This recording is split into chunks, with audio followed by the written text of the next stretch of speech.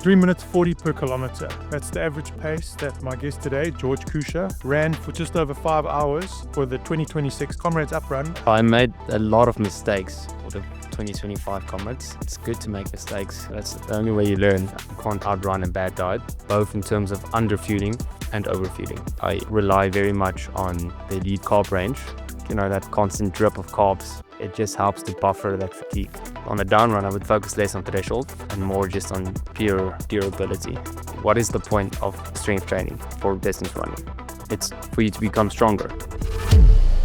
3 minutes 40 per kilometer. That's the average pace that my guest today, George Kusche, ran for just over 5 hours for the 2026 Comrades Up Run on Sunday the 14th of June. George, welcome. Tell us, how does it feel to be named alongside runners like Wally Hayward, Jackie Meckler, Arthur Newton as some of the best athletes to ever win their first up run? Thanks. I think I still have a long way to go before I can justify being named alongside them. But I think 2026 was a good start. Oh, yeah, I mean, it's your second, so you're back to back. Maybe we start off with what's your favorite, the down or the up? Oh, the up. Yeah. Easy answer. The up. Yeah. The down and the up, it's obviously two very different races. But the up suits me very well. I think I've got some work to do with the down. I think I can master it. But at this stage, definitely the up. Okay, and what do you think the major difference is? Yeah, so the up requires much more aerobic efficiency because you're running up a hill. And so it's much more taxing on your aerobic system. So fitness in that sense plays a big part. Now the down, you need to be fit as well. But when you're running downhill, your heart rate doesn't spike into 180, 190. So what keeps you from running faster is your legs and the muscles in your legs start giving up.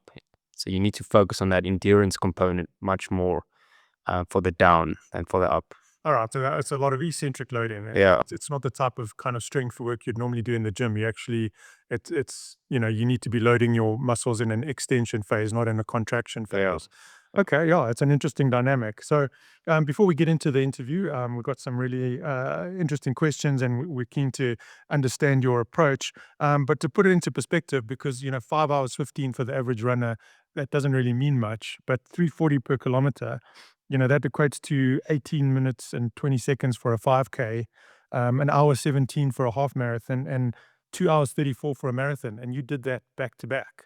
I mean, that's just phenomenal. Tell us, did you have that 5 hour 15 time in mind when you set off from Durban this year? No, not at all. I never approach, especially an ultra race, I never approach an ultra race with a time in mind. I believe it's too complex for me to predict what time I can run. So I run on feel, and then the time is just a natural byproduct of running on feel. Okay, and how much of that is dictated by the group that, obviously the lead pack that you're running in? Yeah, very much. I'd say the first half, my pace is almost entirely dictated by the group because my strategy was to sit with the group. So if the group hypothetically ran 10 seconds a kilometer slower, then I would have run 10 seconds a kilometer slower as well. But then the second half is where I ran my own pacing strategy. And so that was not dictated by the group. Okay, well, I think that's a good segue into a bit of your background. I mean, you're a data scientist by trade. You still work a full-time job. You're a husband and a father. And what I want to know is, people speak to you about how you manage to do 250 kilometers a week, and you explain that it takes a lot of dedication and 2 training sessions a day. But beyond just getting the sessions done, I would like to understand how it is that you are your best self at work, in training, as a husband and as a father. Because I mean, to run that volume is just insane. What is your secret to being your best in every facet of life? Well, the first thing that comes to mind is sleep. I do take my sleep seriously, so I don't get 9 hours in a night. I'd say if I hit 7 hours, I'm happy, but I do get that consistently in. So I sleep at the same time and I wake up at the same time. But it is up until this point, it's been a juggle. So the running, typically I try to get it done very early in the morning, so that I can have my day open for other responsibilities. But it's not always easy, and I need to be very clear as to what my priorities are and in what order they are, because everything can't be equally important.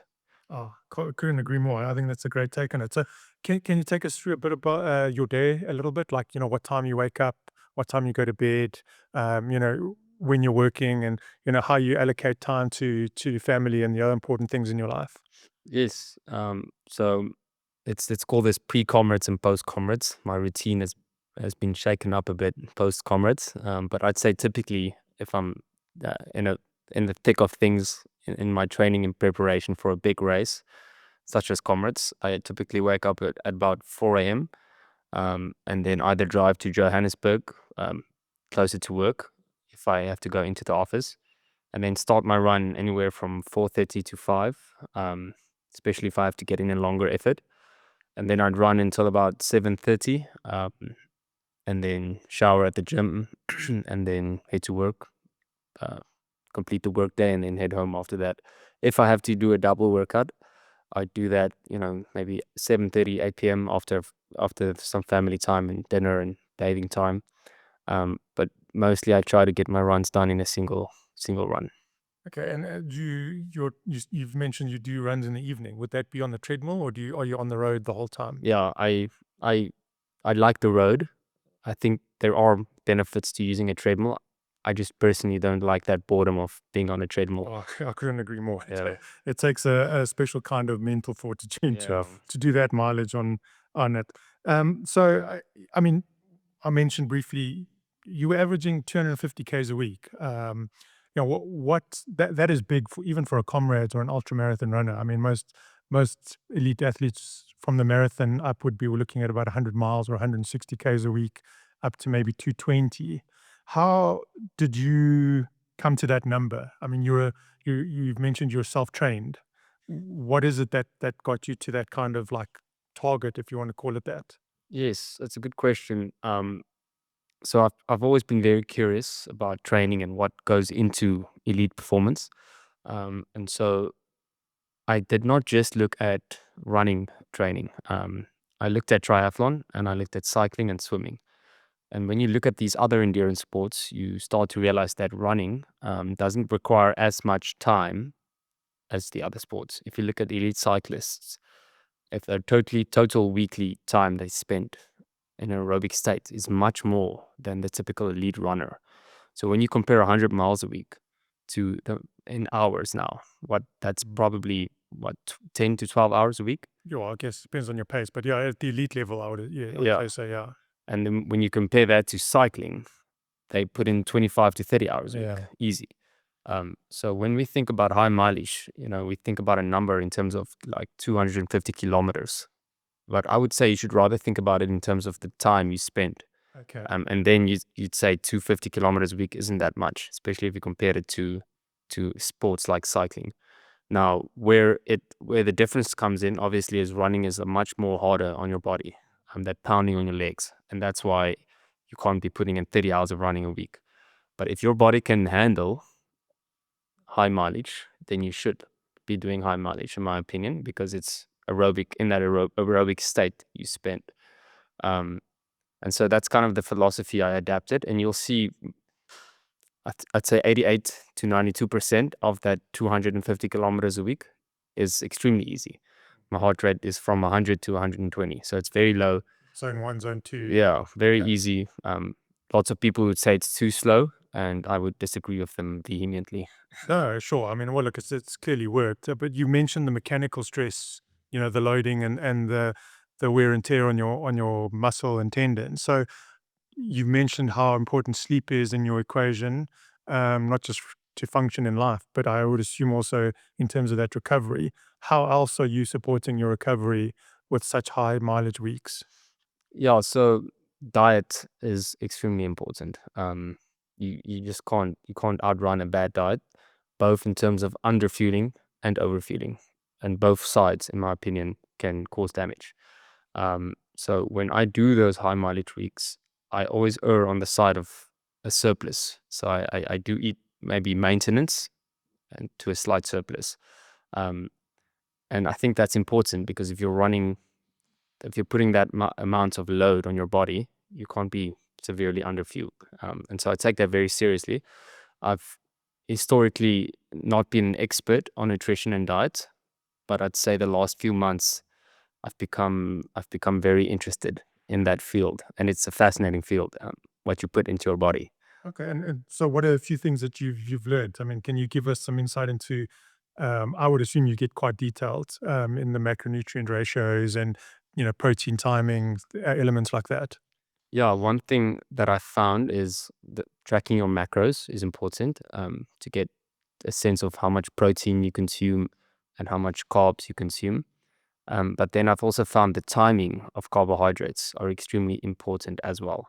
So I try to load before a big run, right before the run, during the run, and right after the run. I prioritize carbohydrates. And then for the rest of the day, I prioritize protein. Now, whether that's scientifically sound, I don't know, but I found that that's a formula that's worked for me. Okay, and how are you consuming those macronutrients? Is it predominantly whole food? Are you getting support from supplement? Yeah, so it's a hybrid. It's a bit of both.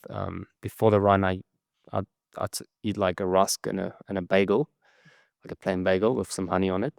And that's a good amount of carbs. It's about 50 grams for the bagel itself, and then some honey added onto that. And then during my runs, I rely very much on the elite carb range of Biogen. I started using that in earlier this year, probably February, and it's worked extremely well, especially the unflavored elite carb drink. Goes down easy. It doesn't, there's no foreign tastes in my mouth, so I really like that. And then right after the run, typically like a breakfast, like toast again, eggs, which aren't protein, but they aren't carbs. Um, and then maybe a protein shake, and then protein for the rest of the day. Okay, and any like supplementary recovery methods? Are you going for massages? Do you foam roll, stretch, mobility work, anything like that? No, not at all. Not at all. I'm not against that. I just haven't had time to so I was going to say, yeah. you fit it. Yeah, it's hard to fit it all in. But Okay. but I would say, if I can say, I've never really placed importance on stretching. I don't believe in stretching. I don't think you need to be stretching if you want to compete in distance running events. I don't think you need that, you know, stimulus. I think it might even be bad. Okay, I would agree with that. I think it comes in for the maybe the average sedentary person who's probably not biomechanically optimized in terms of their hip strength or the hip mobility and things like that. So yeah, if you don't need it, you don't have to do it. I would have to agree with that. Um, so we've mentioned that you're self-coached. So you don't train with a group. You do most, if not all, of your training on your own. So what makes you hardwired to get through all of that mileage on your own? Like, what you know, what is your motivation, and how do you actually get through that 10 hours a week on your own? Yeah, so I'd say my the weekly hours I spent training before Comrades, it was about 18 hours a week, which is a significant amount of time. Um, and you briefly mentioned motivation. I don't rely on motivation. Motivation comes and goes. So to me, it's I set a goal, and then I I decide if I really want that goal, and if I do, then you know It's what it's going to take to yeah, get there. the work is then just something you have to do that to reach your goal. So I found that works better than motivation. But I do prefer training on my own. I think when you train in a group, there's a lot of dynamics in terms of competing with teammates, and I don't like that because, as I say, most of my runs are extremely slow. And so when you run in a group, you would have to maybe run faster when you're tired and things like that. So training alone works for me quite well. That being said, I don't mind doing individual runs in groups or with other people. I think that's good, especially, to break up the monotony of running. But as a general rule, coaching myself, it works well. Okay, well, with your newfound celebrity, I think you're going to be invited to do a lot more group runs. So, that's good. Okay, so going back to your approach, I mean, it's as a self-coached athlete, what do you use as a sounding board to kind of test your theories, or how do you, what do you do when you think that things aren't working? Where do you go to kind of change course correct? It's a good question. I track a lot of metrics, um, just to be aware of how my training affects things like my heart rate, resting heart rate, HRV, how it affects my sleep quality. And so I can usually pick up on those metrics if I'm doing something wrong. And then if I have to, I'd ask people who's been through what I'm trying to do. For example, Netbank's club manager, Nick, he's obviously run multiple comrades. And so if I'm uncertain, I'll ask his advice, and use that as a sounding board. But I found that, if you want a good training program, you should never base your philosophy on one text or one person. You take a bit from various materials, various persons, and you form that into your own philosophy. And that's worked quite well for me. Okay, and what are a few of those kind of philosophies that you've taken? I mean, we spoke a little bit offline about some of the approaches that some YouTube influencers are taking, and this Japanese marathon method is becoming popularized, so to speak, by a few people online, and I mean they advocate like high mileage, like 280 k's a week. Are there, where have you drawn from for your approach? Yeah, various, I'd say, influences. I'd say the biggest one is Arthur Lydiard, which his philosophy would agree with the Japanese method as well. And then another philosophy, or text that I enjoyed is Peter Coe, Seb Coe's father. He wrote a book, Better Training for Distance Runners. Um, I bought that many years ago, went through it and reread it again end of last year. And he was an engineer, and he approached training and coaching Seb from an engineering kind of standpoint. And I liked the approach he took, because everything he did, it was based on kind of scientific principles, and hypotheses that he developed and tested. And so I draw a lot of inspiration from his book. And then lastly, Jack Daniels. Read some of his material as well, and there's a lot of similarities, luckily. But those are the three big influences, I'd Yeah, say. Jack is very big on that low aerobic zone 1, zone 2, Yeah. high mileage base training. So, okay, that makes a lot of sense. To go back up quickly, I mean, you mentioned HRV. That's explain that to us in terms of an indicator of how you're recovering and how you're responding to your training. Yeah. So to me, I differentiate between chronic load and acute load. So chronic load obviously is high mileage. So that's more long-term trend in my HRV. Acute load is if I had a very hard workout the day before and wake up the next morning, and then I check that my HRV tank, and I don't like that, because I like consistency more than, big heroic efforts. And so I typically adapt my hard workouts so that the acute load isn't so severe that my HRV, for example, tanks. And then I found that over time I can increase that acute load, to a point where I can do pretty good workouts without, compromising that short-term recovery. Okay. So, I mean, for HRV, which is heart rate variability, is basically the difference in your peak and your trough of your heart rate overnight, Yeah. or during the day. So the amplitude. So what you're saying is that if you've obviously got a high level of base mileage, and if you do a really hard workout like a zone 5, your the amplitude's going to narrow. So it means that your body's struggling to recover from that, or bounce back from that training load or that training input. Yeah. So are you saying you would maybe dial down your next hard workout to like a zone 4, like a threshold effort, rather than a kind of a zone 5 effort? Yeah, I'd say in the 6 months leading up to Comrades, I didn't touch 7.5.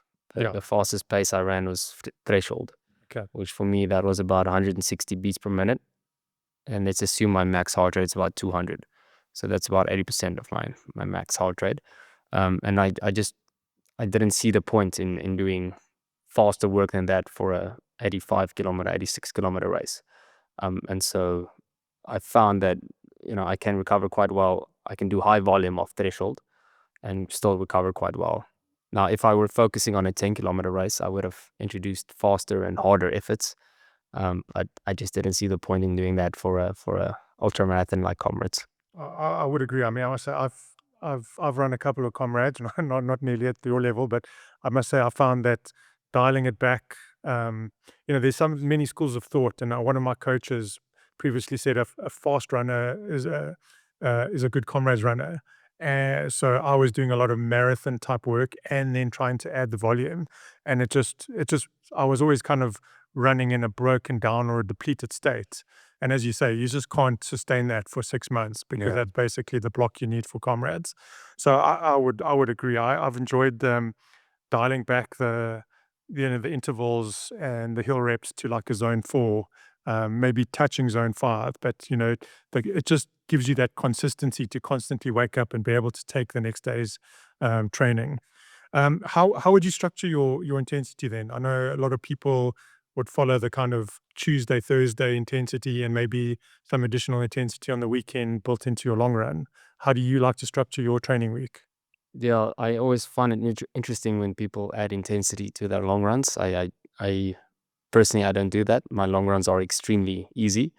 But to answer your question, I like the Tuesday, Friday structure. So on Tuesday, specifically for Comrades, on Tuesday I did hills. But when I say hills, I don't mean, 10, I don't mean, sprinting at all. I mean jogging up a hill and down Okay. for 2.5 to 3 hours. Very easy. And then naturally, as you jog up a steep hill, your heart rate would climb. So you don't have to be running fast paces up a hill, especially not for Comrades. And then Friday, I typically do like a 20-kilometer tempo, either that or a half marathon, which I consider threshold running. And then Sunday was my long run. But as I say, Sunday long runs, apart from the 6 weeks out from Comrades, my long runs were extremely easy. Yeah. And so you took these long tempo or threshold sessions.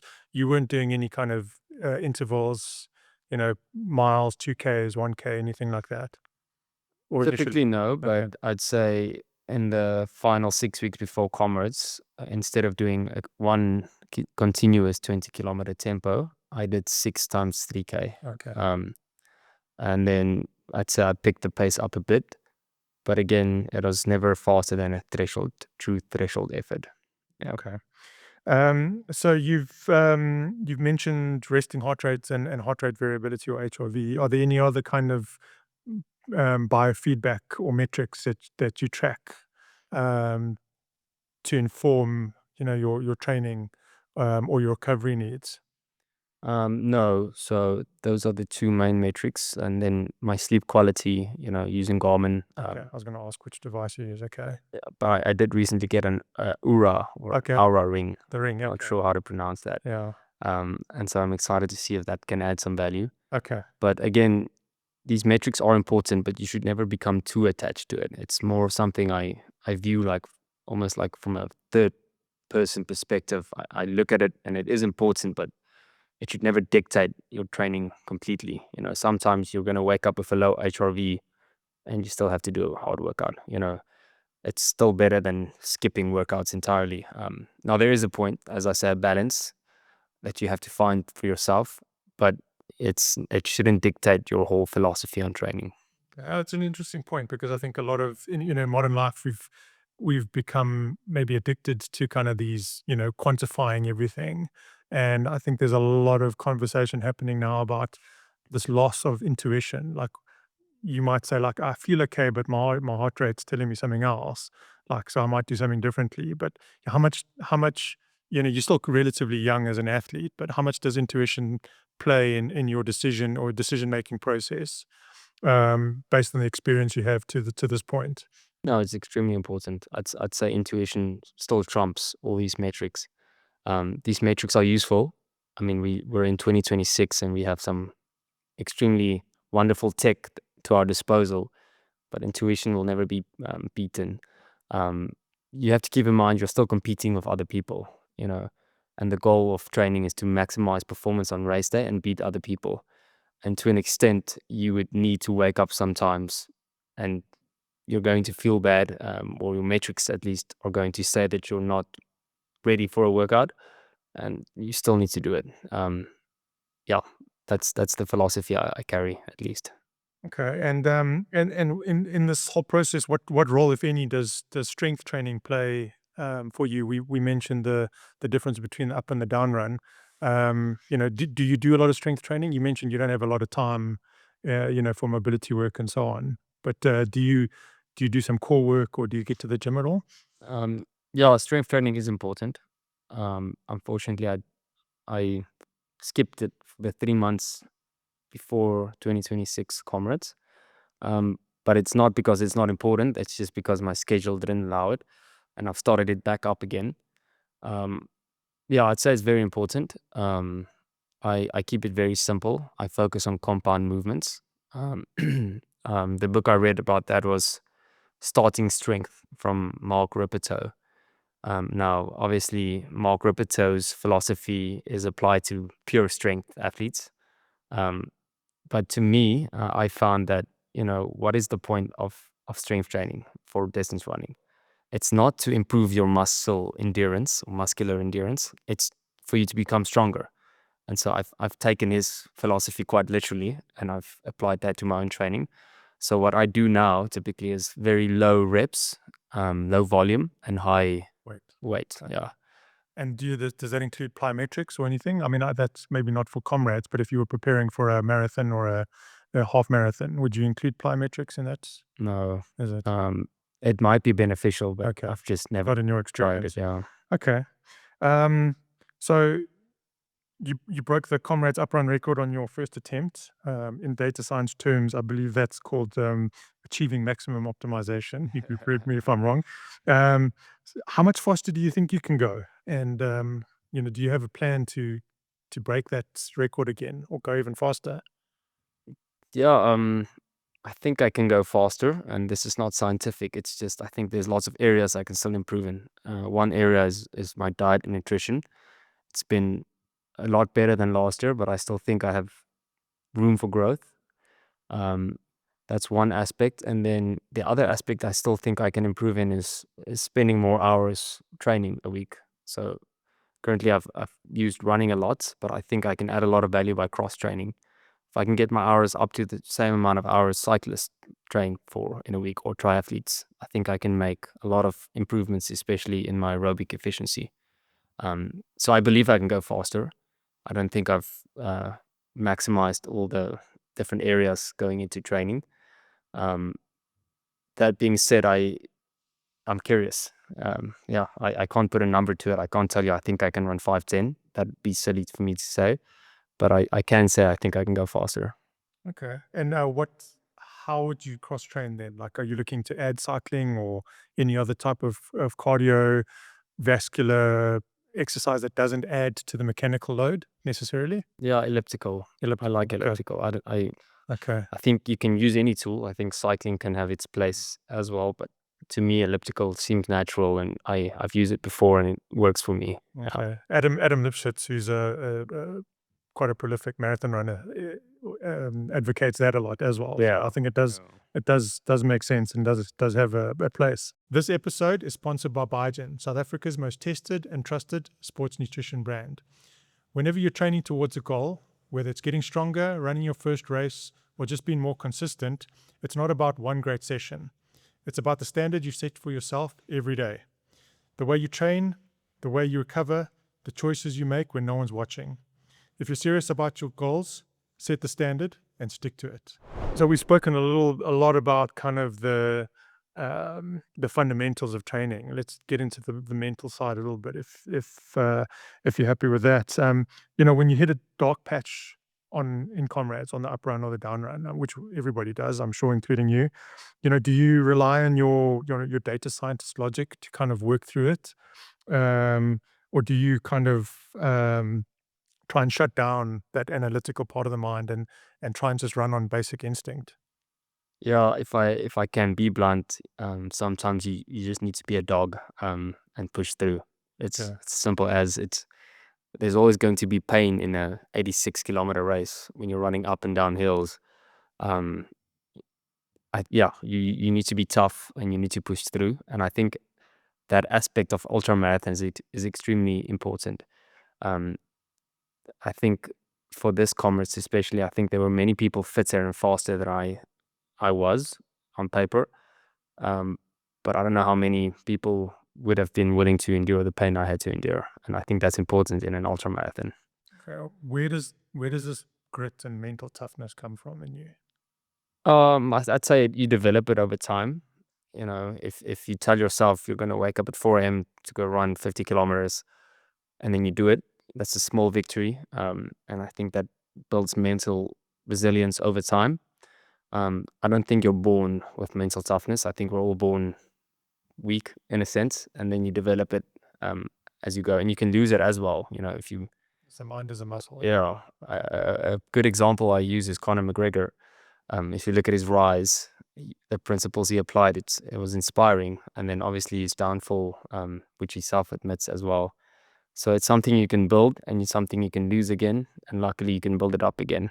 Okay, and so what have you actively gone out to? Is this something you actively try and build? Have you read books or have you done anything to get a better understanding of the mental development that you need as an elite endurance athlete? Yeah, I'd say one component is when you lose often, you start getting tired of losing, and then you start thinking, well, how can I stop losing? And then you realize it's an immense amount of work over a long period of time. And so I don't think I've read books on mental resilience necessarily. I've read what's his name, the endurance athlete in the US, former Navy SEAL. Goggins. Yeah, Yeah. I've read his book. I think it's Can't Hurt Me. I think 2 years ago I read that.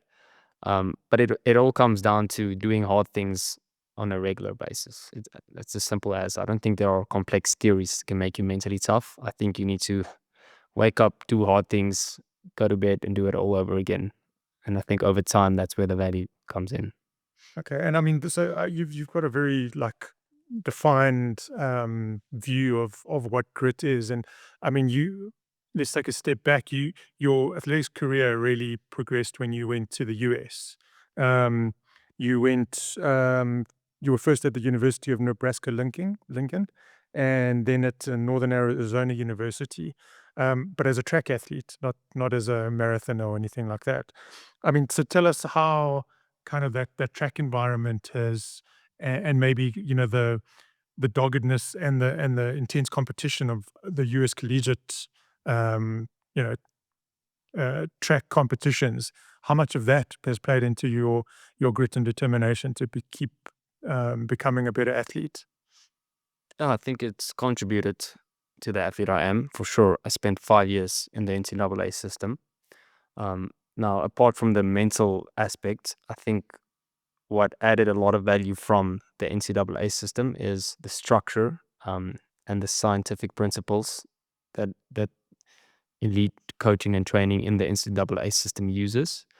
I think historically, ultra marathons like the Comrades have not been scientifically optimized.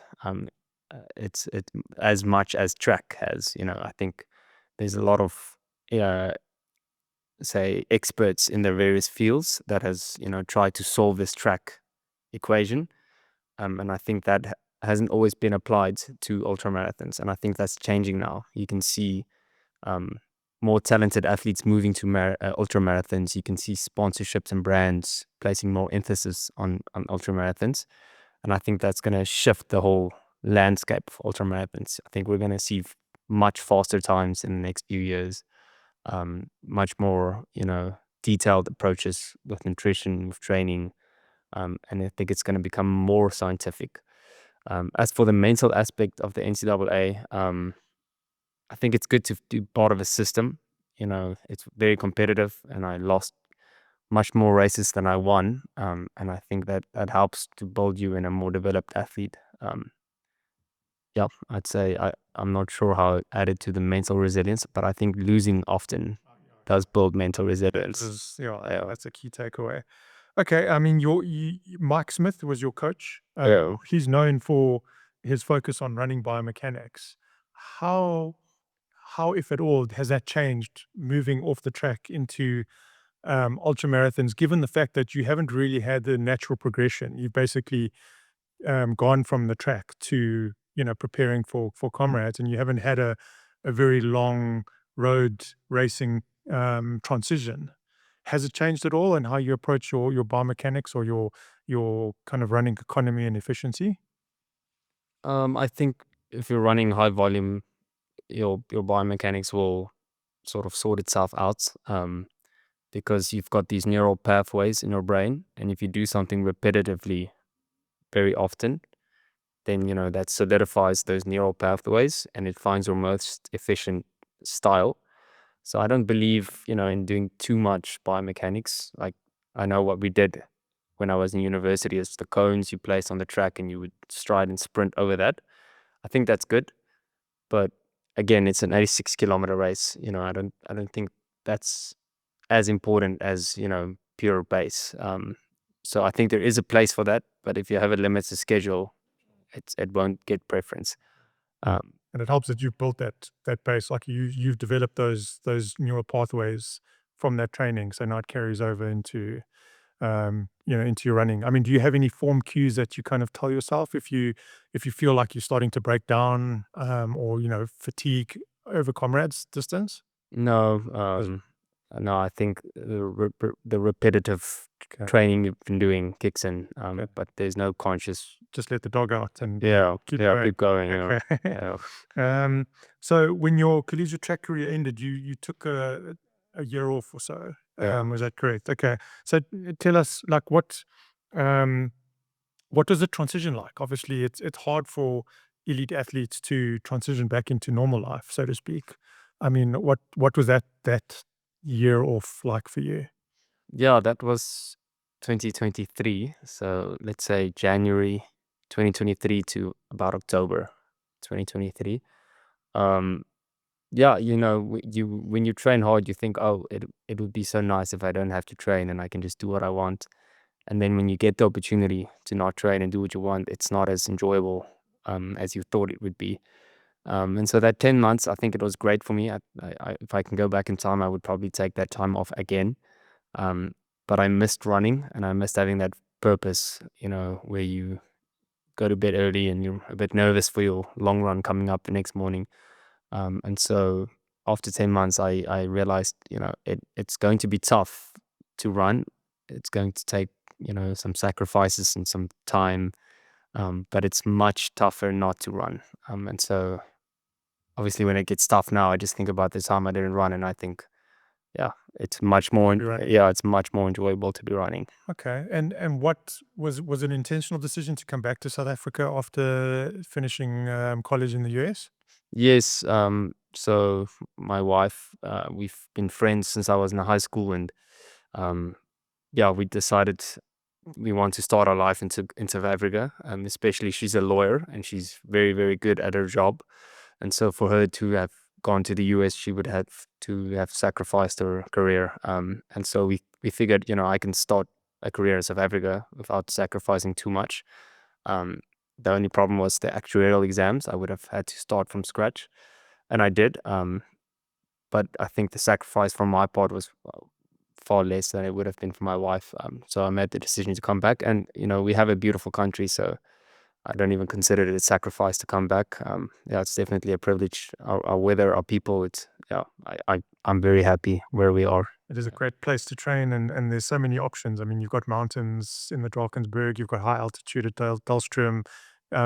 What I find funny is a lot of the US athletes train at altitude at like Boulder and these places, and they're not even close to 2,000 meters above sea level. It's like 1.6, which is basically where you're at Johannesburg and Yeah, Victoria all the exactly. time. Yeah. So, okay. And then, so you mentioned that, the year off was good for you. Do you think you mentioned you realized how important running was for you. Do you think there was a physiological benefit to giving your body time to rebuild or just recover from your track career? No, I think that 10 months was very bad for me physically. Yeah, I wasn't living a healthy lifestyle. I gained a lot of weight. Okay. I lifted a lot of weights. I could squat and bench press a lot, but I don't think it was good for my running career. No, I Okay. think the benefit came from the mental aspect. Yeah. Okay. All right. And then, so then tell me, what has Comrades always captivated you? Why the decision to kind of leapfrog from track, uh, and not necessarily spend a lot of time building up and improving your marathon times before tackling Comrades? Yeah, I don't think you need to be. I don't think you need to progress and focus on marathons before going to Comrades. I think it's a completely different stimulus. I don't think you need to be running 2:05 to win the Comrades, because the Comrades it's more than twice the distance of a marathon. So it's a different stimulus. And so, for me, I was better off just making the jump and focusing on Comrades than I would have been trying to focus on the marathon. But that being said, my marathon times did come down naturally as I was building my volume. I ran 2:13 at the Peninsula Marathon, and that was on my own into a headwind. I'm confident I could have gone a lot faster in better conditions. So there are similarities, but yeah, I don't think it's a clean cut formula. Focus on the marathon and then progress to the Comrades. Okay. And tell us, you mentioned Nick Bester and the Nedbank running team. How did you connect with him, and join the team? Yeah, it's a funny story. Let's say September, October 2023, when I started thinking about running again. I know in South Africa there's a lot of importance on club. You need to be part of a club to run or to compete in local road races. It's not the case like that in the US. But so I sat and I thought, I need to find a club. And so, what club first comes to mind when you think about running in South Africa? Yeah. It's definitely Nedbank. Nedbank. Yeah, at least, yeah. Um, and so I asked around, and people mentioned, Nick is the guy to call if you want to be part of Nedbank. And I found his number somehow. Called him, and I expected him to offer some resistance and say no. You haven't been running, but he just said, "Yeah, please join the club." Yeah, he helped me. So I was actually blown away. And that trust he placed in me kind of also motivated me in a sense to, train a bit more structured. And that helped a lot. And so I've been with Nedbank ever since. Okay, and like you mentioned earlier, it's a good sounding board for somebody who's so experienced and a previous Comrades winner as well, who knows what it takes to win and to, what type of training works and what doesn't. Yeah, exactly. Okay. And so the Nedbank running team is backed by Biogen. And you mentioned you used the Elite Carb range. Um, if I Correct me if I'm wrong, but you relied purely on the drink for this Comrades. You were taking, you mentioned one sachet every 10 kilometers. Why did you choose to rely purely on liquid feeds when there are bars and gels and other options available? Yeah, I trained with the drink first and foremost. So I was used to that. But I tried I tried using the gels in the race as well, but it was too sticky and it just didn't go down well. So I just relied on the drink.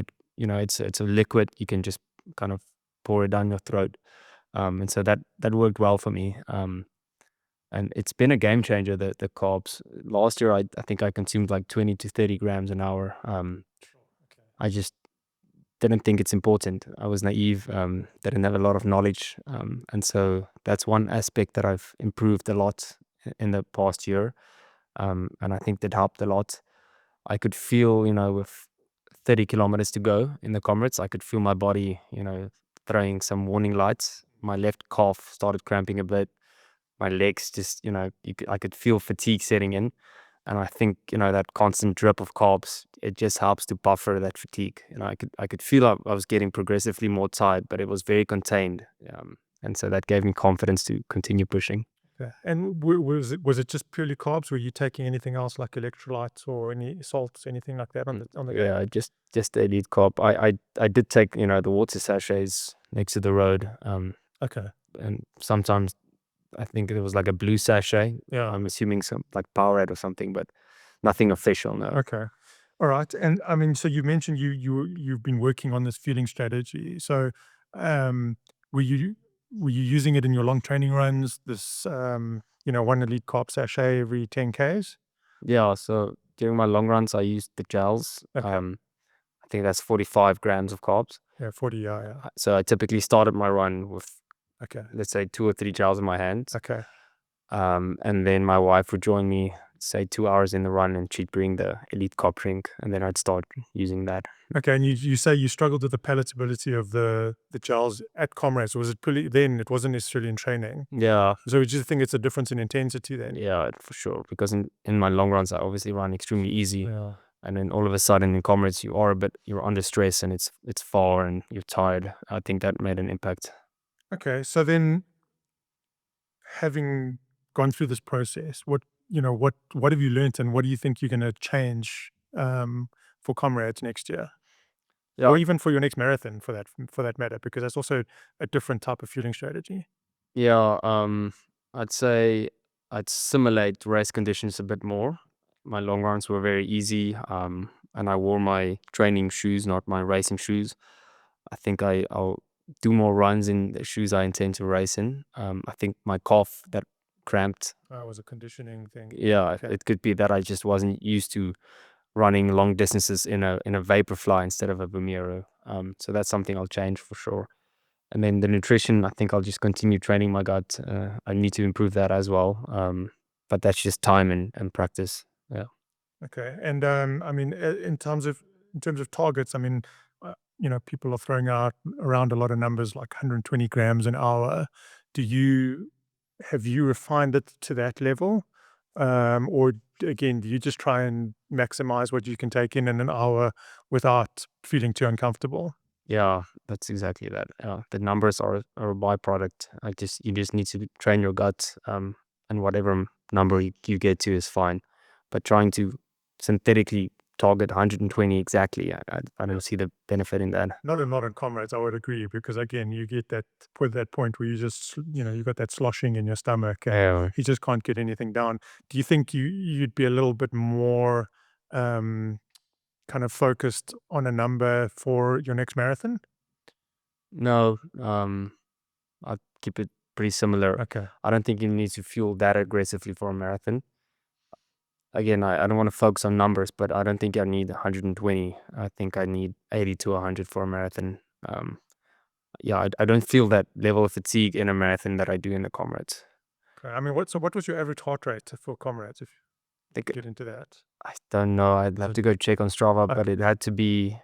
I think it was like 150 to 160, something Okay, like so that. Yeah. you're close to thresholds. But you're not necessarily at threshold the whole time. Whereas a marathon, you'd probably be closer to that. Yeah. Okay.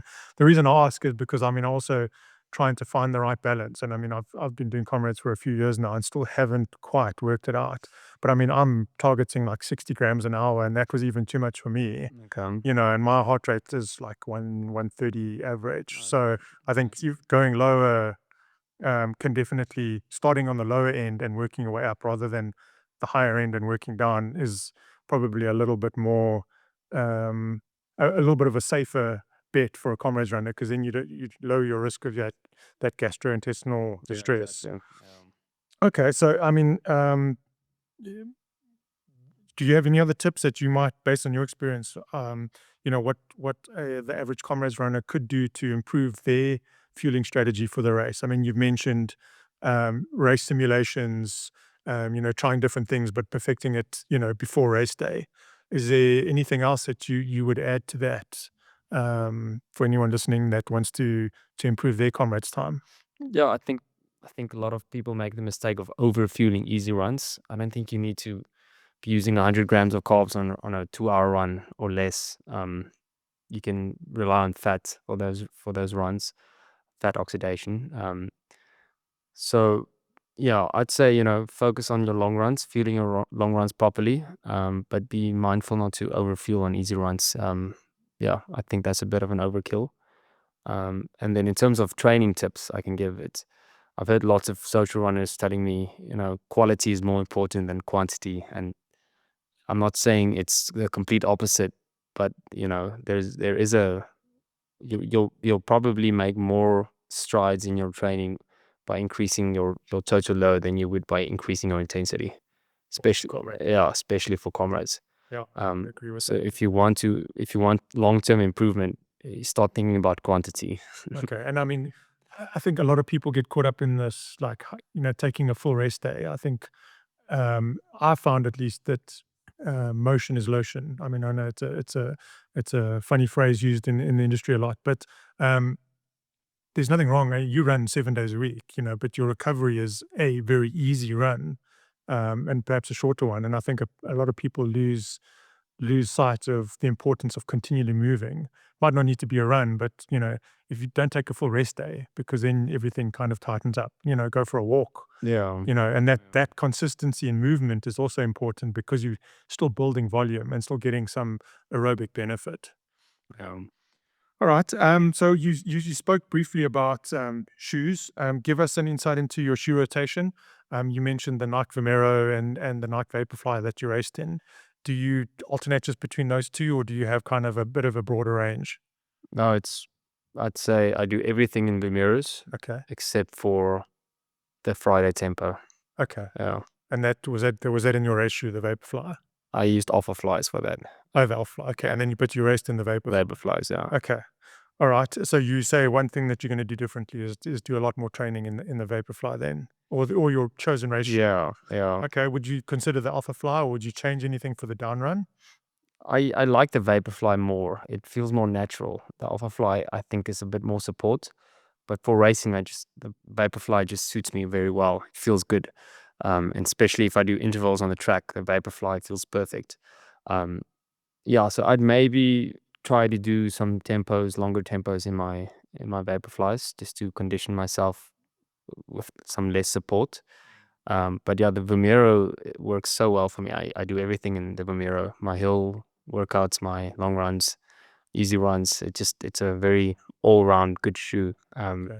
And so I use the Vomero Plus, but I'm a bit of a heavier runner, so the extra cushioning Mm. really helps me. You're just using the standard Vomero, hey? I used the standard Vomero Okay. up until 2 months before Comrades, and then I got a pair of Plus. Oh, I used the Plus, and the Plus worked extremely well as well. And the technology is amazing. Hey, the lightness of the foam, and Yeah, to have that much cushioning in a shoe that's under 300 grams, I yeah, think is just yeah. phenomenal.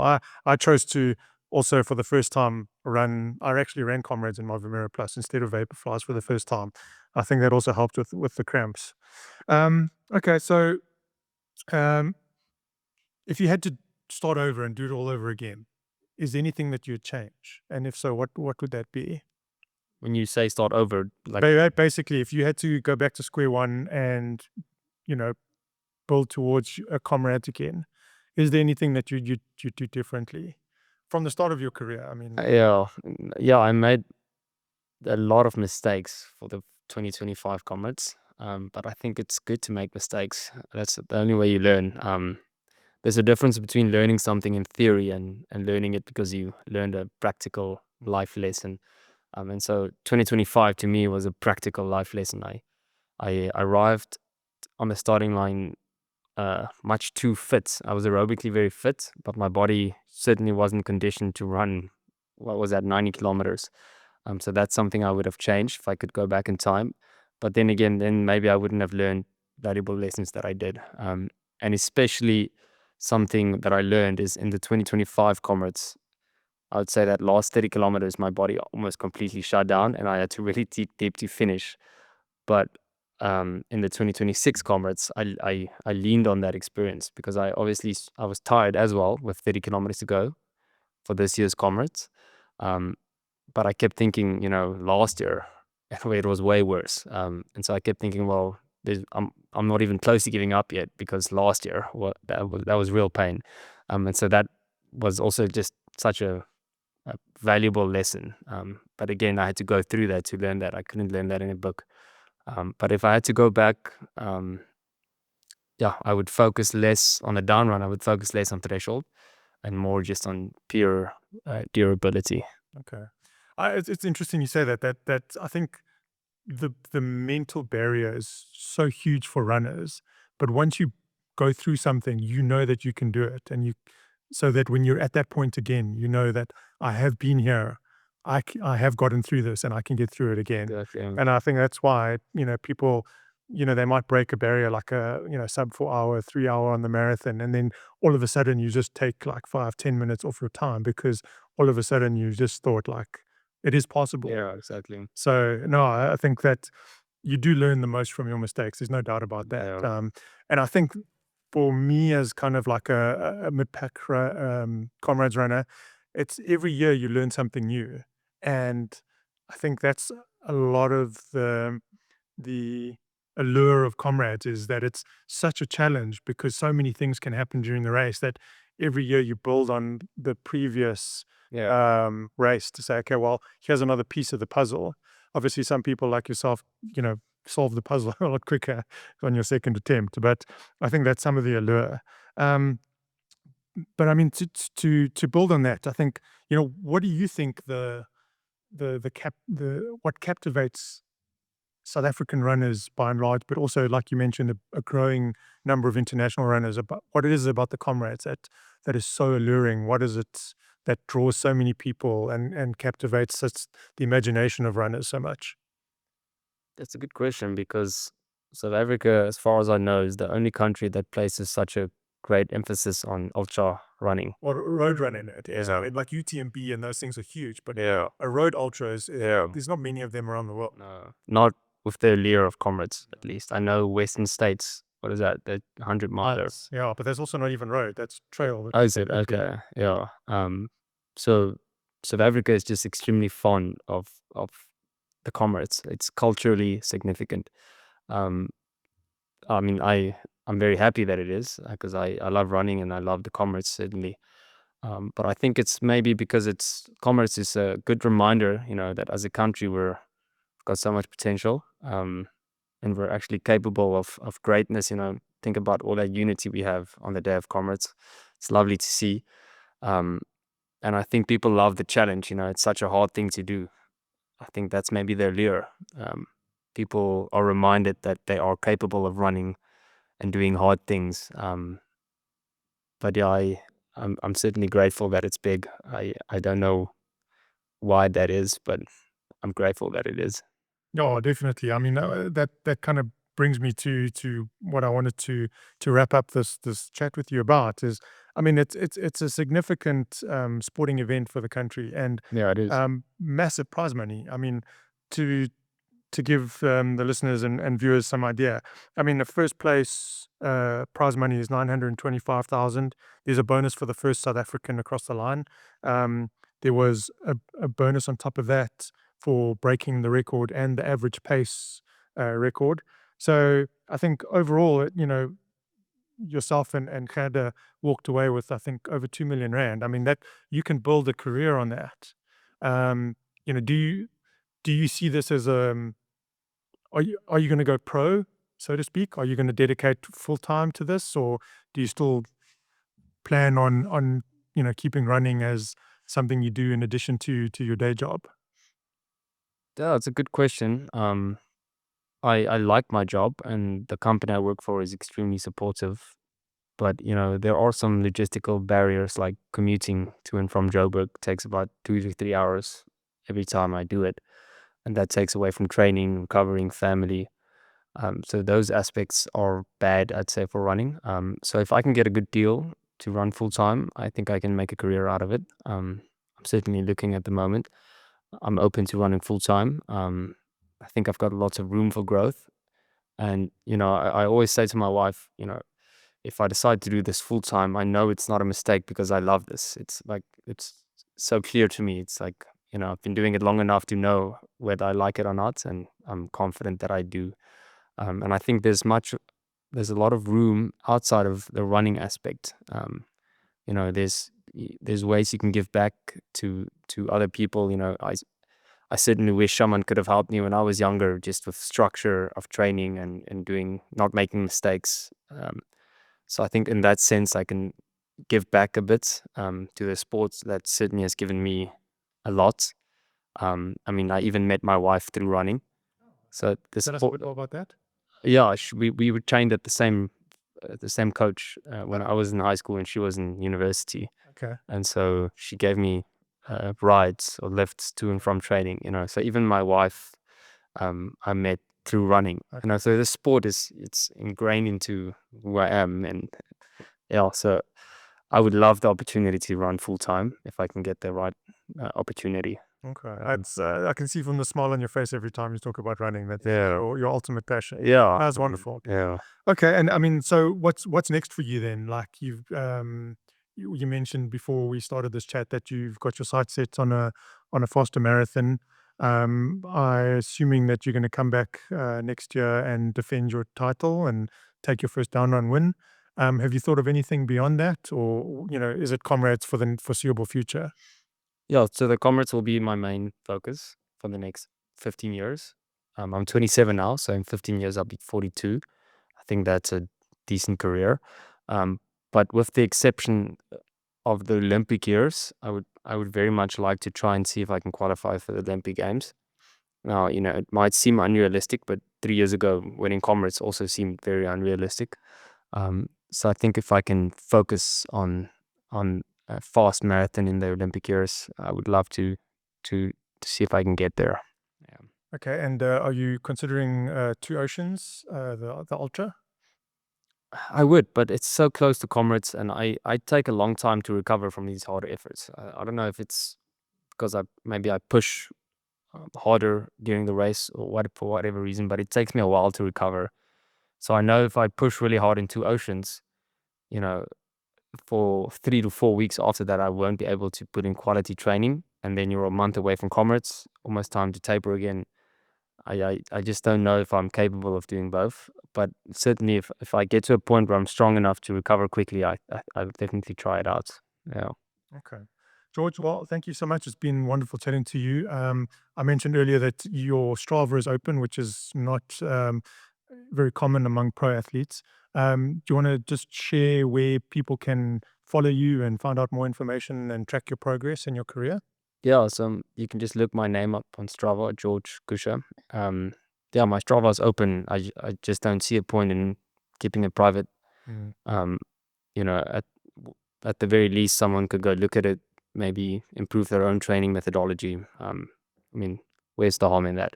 So yeah, hopefully someone can benefit from that. So if you want, you can go follow me on Strava and then on Instagram as well. You can just look up my name or Kusche George is my handle. Um, and then I've recently co-founded a online coaching platform, which it's very close to be, fully live. We've opened the site to the public where you can put in your contact details, and very, very soon we'll offer some products that you can go in and purchase if you want. Where can they, what's the URL for that? That's gorunmore.com. Okay. And so I use this platform to structure my own training as well. I think it's really cool. I think many people will be able to benefit from that. But that's something we'll build a lot in the upcoming few years. Okay. Awesome. Well, thank you very much for joining us today. Cool. Thank you.